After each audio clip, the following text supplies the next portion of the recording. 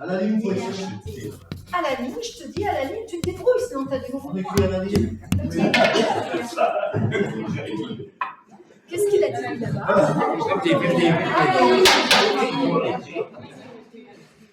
C'est où qu'il faut aller à la ligne? La cigale, ayant chanté à la ligne, Ayant chanté, oui. pour monter.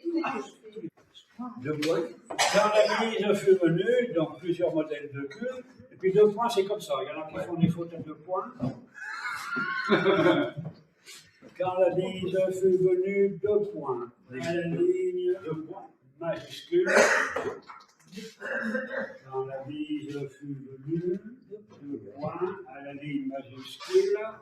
Pas un seul petit morceau, là. Pas un seul petit morceau.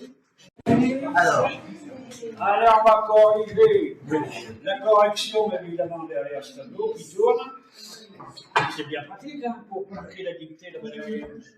Surtout pour mettre une base. Il est connecté avec mon bras. Alors, la cigale et la fourmi. On peut mettre des majuscules, là, si des personnages. Mais ça ne comptera pas comme ça. Alors, il y en a qui mettent 2 ailes à cigale, parce que ça va mieux avec 2 ailes. Voilà. Personne n'a mis 2 ailes à cigale.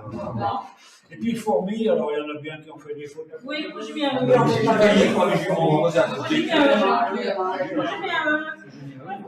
200 fois fourmi, 200 fois fourmi. Oui, il faut un mot, Il n'y en a pas d'autres de fourmi, là? non, il ne faut pas le mettre deux. Non, mais Alors, c'est une faute très courante, là, c'est rare à faire si peu. C'est une faute très courante de mettre un E ou un S en fourmi. Alors, c'est une faute classique, mais c'est une faute à moitié pardonnable, parce que c'est une exception. Alors, il paraît que notre langue est la plus difficile du monde. Il y a des règles d'orthographe pour nous embêter. Il y a des exceptions qu'il faut apprendre par cœur. Alors, justement, il y a une règle ici que je vais vous rappeler. Il y a une règle qui dit les noms féminins qui se terminent par I s'écrivent IE. Sauf la fourmi, I. La brebis et la souris, yes. La perdrix, X. Et la nuit, T. C'est bien les exceptions. Ah oui, mais bon. Ça fait pas Oui, T'as fait une faute, t'as fait une faute. Alors, pour vous faire travailler un petit peu, qui peut me citer des noms féminins, justement, qui s'écrivent IE? Allez. Il y a à peu près tous les magasins. Le boulanger, la pâtisserie, le boucher, la charcuterie. Tout à fait. Il y a la connerie aussi.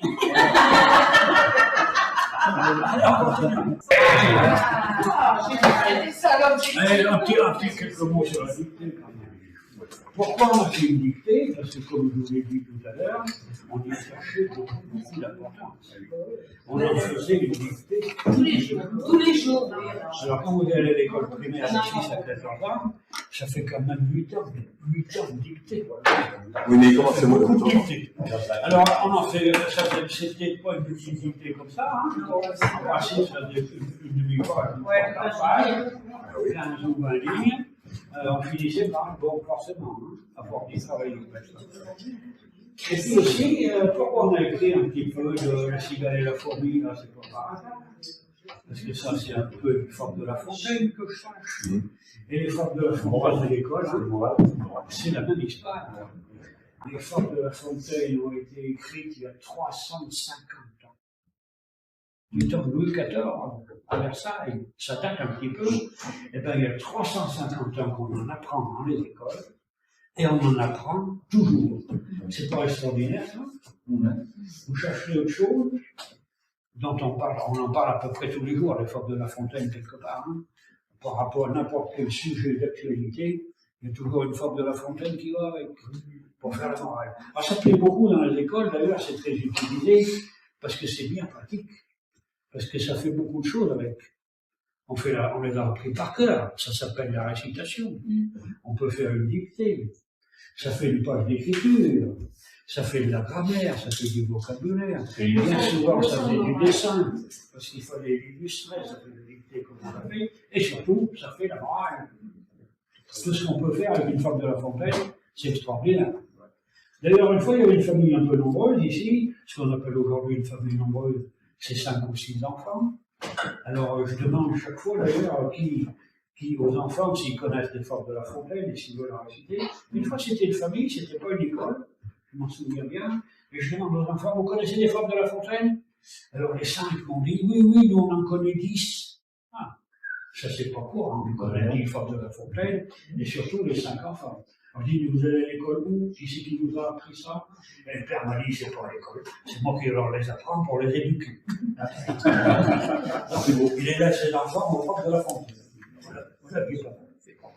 Alors j'en reviens un petit peu quand même à ces formes de La Fontaine, puisqu'il y a beaucoup d'écoles qui viennent ici, et pour moi c'était une découverte. Je vous l'ai dit, je n'étais pas instite, et je me suis aperçu qu'on les apprenait toujours. C'est un peu surprenant, parce qu'on dit que les enfants aujourd'hui ne veulent pas trop faire d'efforts. Hein. Ils ne veulent plus apprendre leur table, ils ne veulent pas apprendre les dates d'histoire, mais ils veulent bien apprendre les formes de La Fontaine. Voilà, qui est étonnant. Parce que c'est quand même vieux, mais ça leur plaît toujours. C'est toujours à la mode, c'est impressionnant. Et puis une fois d'ailleurs, je demandais à une classe, est-ce que vous connaissez autre chose qui est à la mode depuis 350 ans? Il n'y a rien qui est à la mode depuis 350 ans. Et il y en a un qui m'a dit, si, il y a Michael Jackson. C'est pas mal. Alors donc je me suis aperçu de ça, et puis je demande chaque fois qu'il y a une classe, qui me récitait le Corbeau Renard. Parce que je me suis aperçu qu'ils aiment bien ça. À chaque fois, il y en a plein qui lèvent la main. Moi, je la connais, je veux la réciter. Et hop, il passe sur l'estrade et il récite le Corbeau Renard avec grand plaisir. Parce qu'il se donne un spectacle en même temps. Ah oui, c'est pas de peur. On s'en fout fier, et puis j'ai mis ça drôle.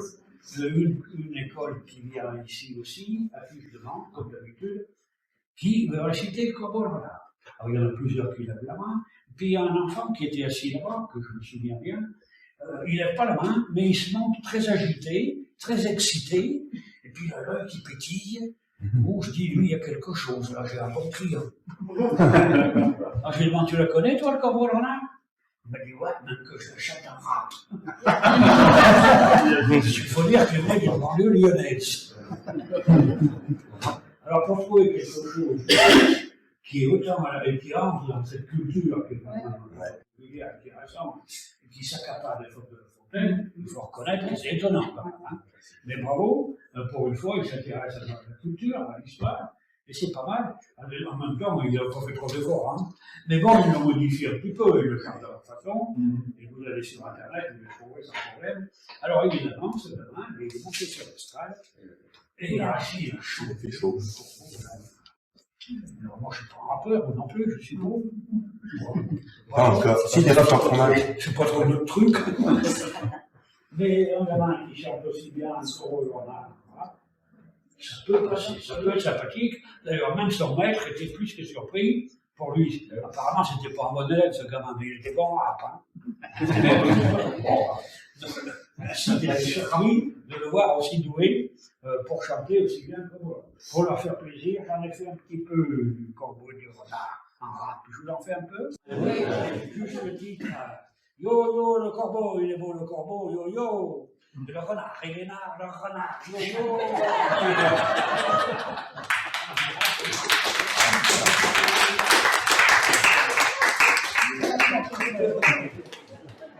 Qui veut réciter le Corbeau le Renard, vous le savez quelle est la formule, qui ne la connaît pas.